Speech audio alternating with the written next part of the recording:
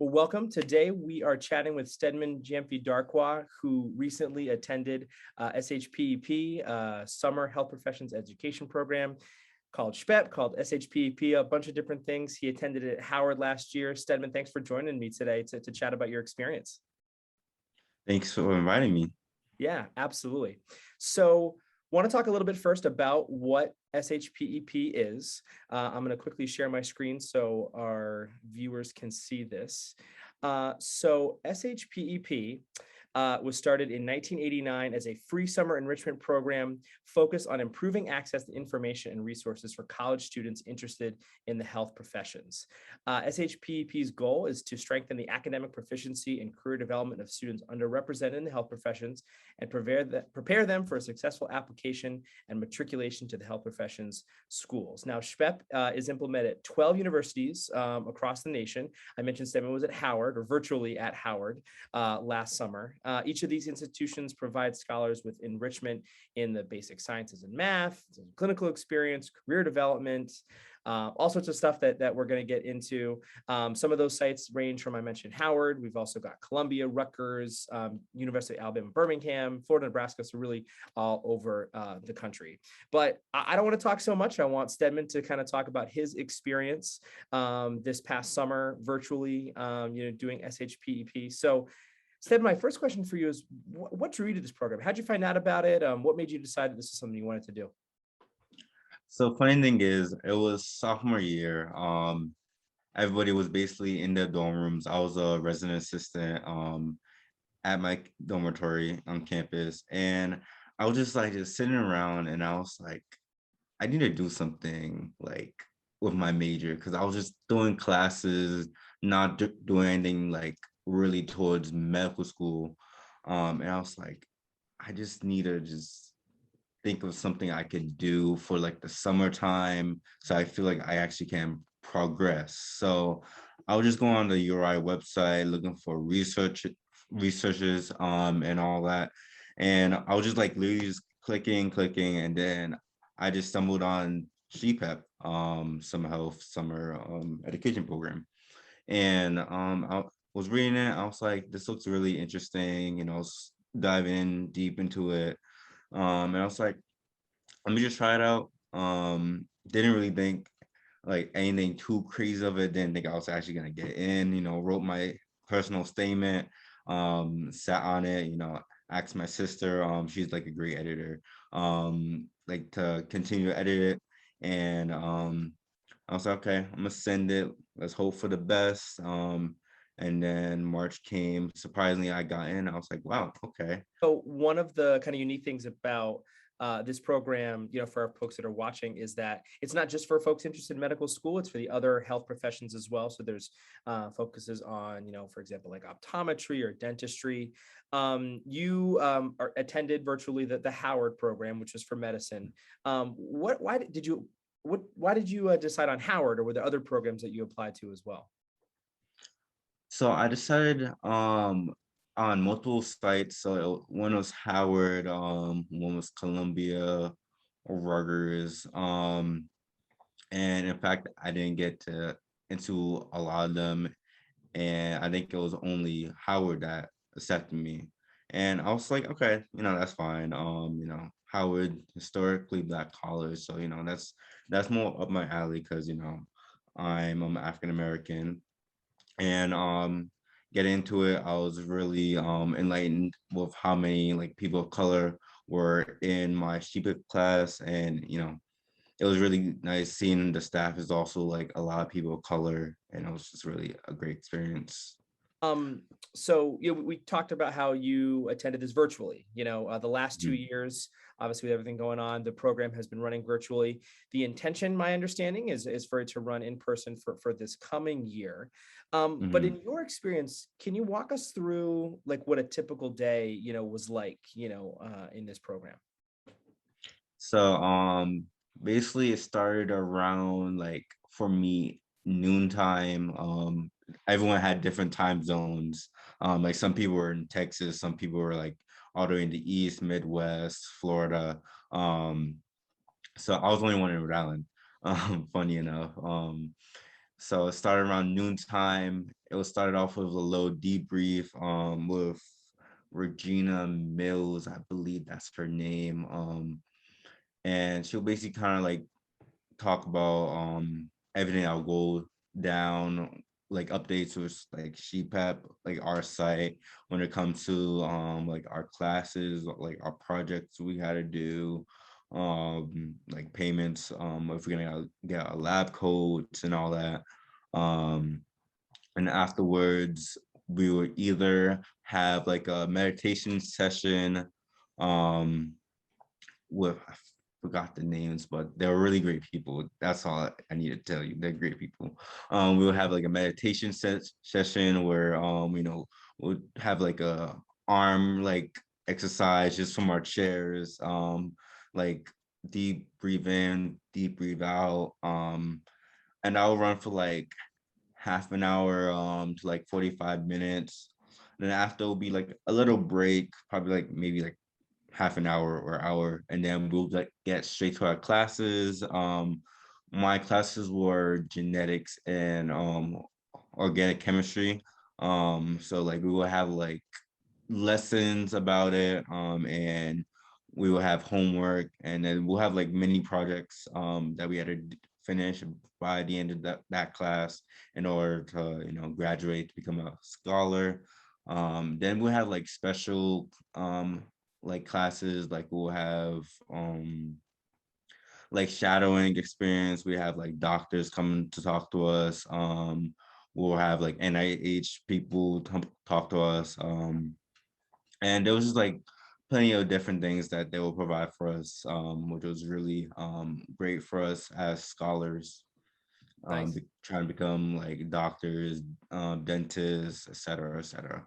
Yeah, that's fantastic. So you mentioned kind of my understanding, the two kind of main components is that there's class, and coursework and focusing on your academics, and then also getting experience in networking and hearing speakers come in, and in the before time, Mhm. some hands-on experience too. So for those classes, were they similar to like your URI classes? Were you graded on them? Like what would be the experience for a student that was going to be taking some of these classes? Yeah, it was basically similar. Like it'll basically be like a lecture class. Like there'll be a PowerPoint where you just write down basically the notes in the class, and then you'll have like a quiz. You'll have homework they'll give you. Like they'll provide you the resources, like the books of like the word problems, or just like a pamphlet just to write down like the answers. And then most of the quizzes were like online, or like I said, with the books. So it's just like a regular class. I mean, nothing totally different or difficult. It was pretty good. And you mentioned like different speakers coming in. Was there anyone in particular that really like stuck out with you that you're like, wow, what a great opportunity to hear this person talk about their expertise? Um, yeah. She actually is in Howard. His name is Dr. Salter. He will like have a breakout room because there'll be like a time where just like girls talk to like the girl staff, and then the boys talk to the men's staff. And like he'll give us like a lot of talks about like men in healthcare, like leading the black men in healthcare. Talk about us as like being gentlemen and all that, just basically etiquette and all that. And he'll give us so much advice, and like he'll also tell us about personal statements, like what you need to write in it. And there was one time I asked him a question. I totally forgot what it was, but he said, I want you specifically to write down an email to me to answer that question. And I was actually kind of nervous. It's like he kind of like singled me out because I was like, did I ask like a dumb question? But I think it was just really interesting to him. So, I typed the best that I could, because he was really like blunt. Like if it's something that was a dumb question, he'll be that's something you should already know. So wrote down the my answer, and he's like, that was really interesting, that's your role, like I'm definitely gonna keep that in mind. I was like, wow. I definitely gave like the best answer I possibly could. So that was really a person that really stood out to me. And hopefully, if I do get into like Howard Medical School, I get to see him, have a good conversation with him, and yeah.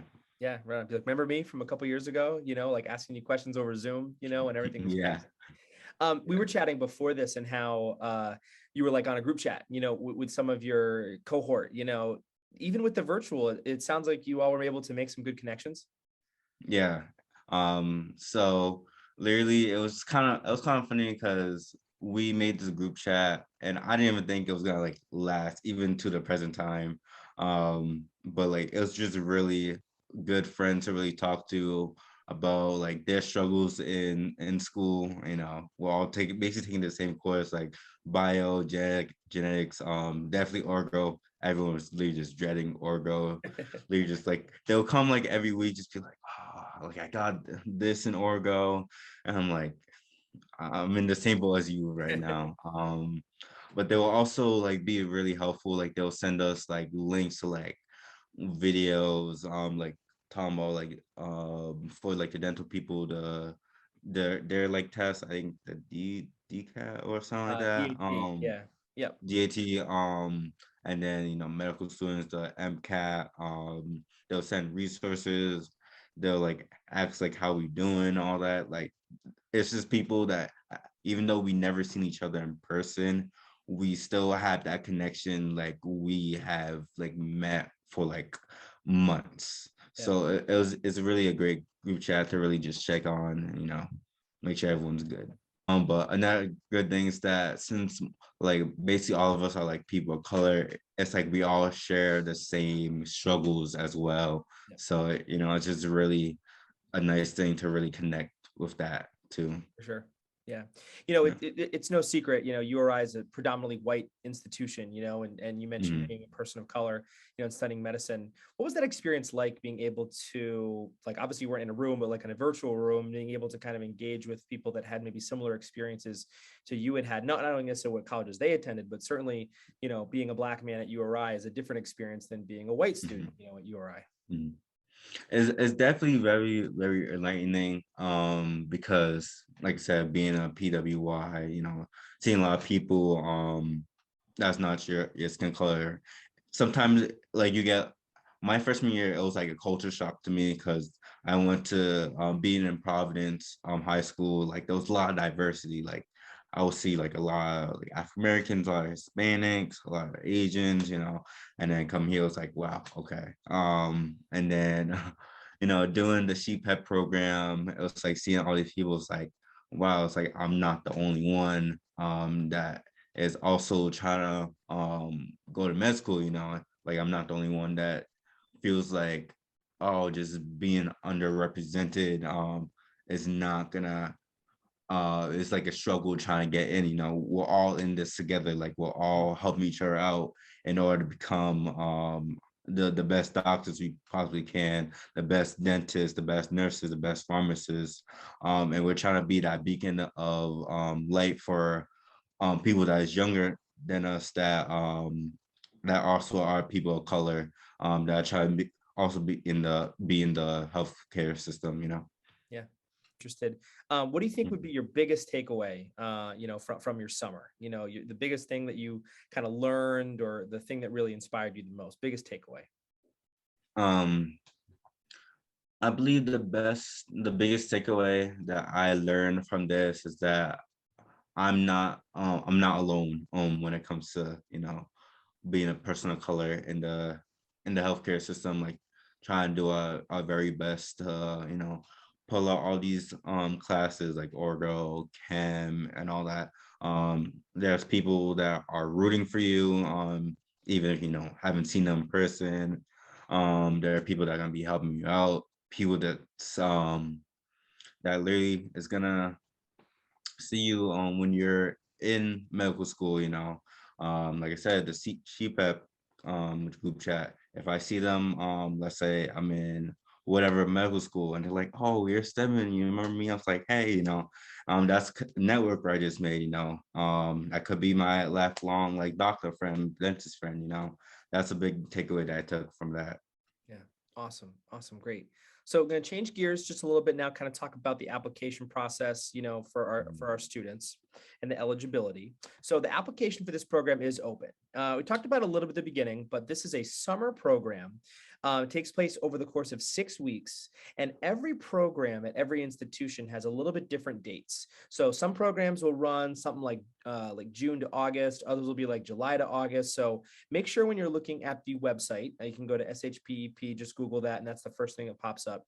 Just make sure that you're looking at the program that's right for you. My understanding is that you are responsible for getting yourself to the location that you're going to be, but once you're there, your housing is covered, your meals are covered, you actually get a stipend while you're there. So it's really an opportunity to really focus on the experience and not necessarily have to worry about like, oh man, I'm going to be like in New York for the summer. Like where am I going to stay? Like this, they take care of that all for you.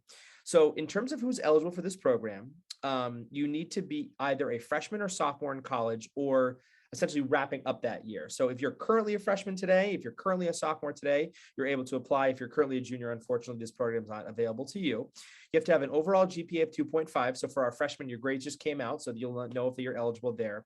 And to be either a U.S. citizen or a permanent resident or DACA status.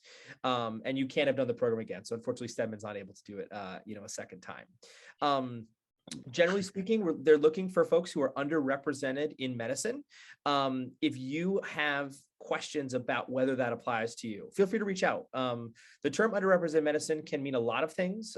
It can, obviously, there are components that are maybe more visible that you kind of think right away. There are other things that are less visible that sometimes can apply to someone being underrepresented. So the application is open. It's a relatively straightforward process of, I believe it is a personal statement. It's a letter of reference, which I'm happy to work on if folks are interested in this program, and also sending along your transcript. And that application deadline is coming up. It's in the first week of February that it is due. Stedman, tips about applying. How did you mentioned a little bit, you had your sister edit it. How did you kind of go about kind of like coming together with your personal statement? So I was just looking at my resume as a definite resource, because your personal statement is gonna ask about like your background, like your experience, but also when talking about your personal background, personal statement, also mention like a come up story, basically like what makes you you, like what makes you this person that wants to become like a doctor, like a dentist, this and that. Make sure you stand out, because there's a lot of other personal statements that's gonna go out. So make sure your story, just like the first sentence just is the catcher right there. The hook, You yeah. know, make sure your body paragraph talks about your experience the best way you possibly can. Just make it like a Marvel movie, like Spider-Man No Way Home. Like everyone saw, like they want to see this movie because maybe Andrew Garfield and Tobey Maguire is gonna be in it. That's like the hype up train. Make sure it's kind of like that. That's how I'm gonna describe it, There basically. you go. That's a great thing to end on. That's good advice. Awesome. Yeah. Well, Stedman, thanks so much for taking the time to chat with me today. For all those watching this video, if you do have questions, Stedman let me know that he'd be happy to chat with you. So feel free to reach out to me for his contact information. You can always reach out to our office. Again, that deadline to apply is February 5th, and that's a hard and fast deadline. So if you're seeing this in the weeks leading up to it, first week of the semester, you got time. Definitely be in touch if you have any questions. But again, Stedman, thanks for chatting today. And we look forward to our applicants for this coming year.